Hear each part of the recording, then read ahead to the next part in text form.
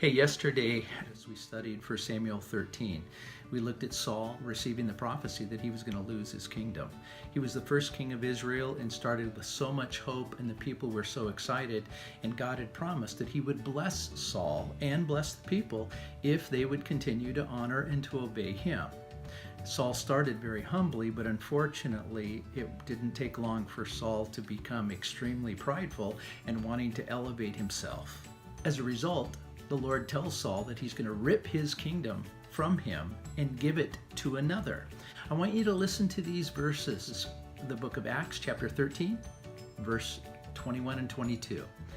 It says, "Then the people asked for a king, and God gave them Saul, son of Kish, from the tribe of Benjamin. After removing Saul, he raised up David as their king and testified about him, about David. I have found David, son of Jesse, a man after my own heart. He will carry out my will in its entirety." And when you look at David and you contrast him with Saul and you go, what's the big difference? And I think we can bring it down to two central points. David, he maintained a humble heart before God and a worshipful heart before God. Saul maintained or established a prideful heart. The second thing is that when they were confronted by their sin, they responded completely differently. Saul in chapter 13 of 1 Samuel is confronted by the prophet Samuel when he unauthorizingly does himself a burnt offering.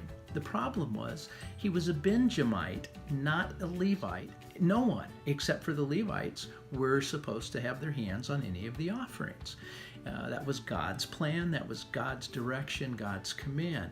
Saul, because he was afraid the people were deserting at the fear of the great Philistine army surrounding them, people deserting, Saul first blamed the people. It was their fault because I needed to do this to keep them. And then he looks at Samuel and says, no, it was your fault, Samuel, because you didn't get here in time at the appointed times. Here's the deal.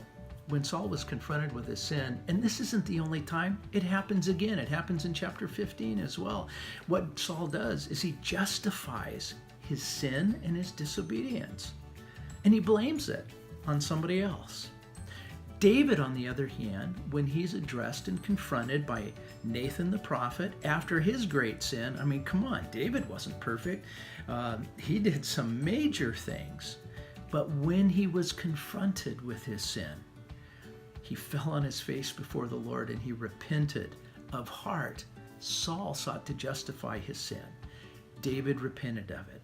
And God blessed David, a man after his own heart, and God ripped the kingdom from Saul. In our experience, we can choose. Do we want to be like Saul? Do we want to be like David? A man that seeks after God and his glory, or a man that seeks after my own glory and justifies and blames everybody else for my failures, for my sin? Make a choice, and as you honor the Lord, may he honor you. God bless you. Have a wonderful week. Amen.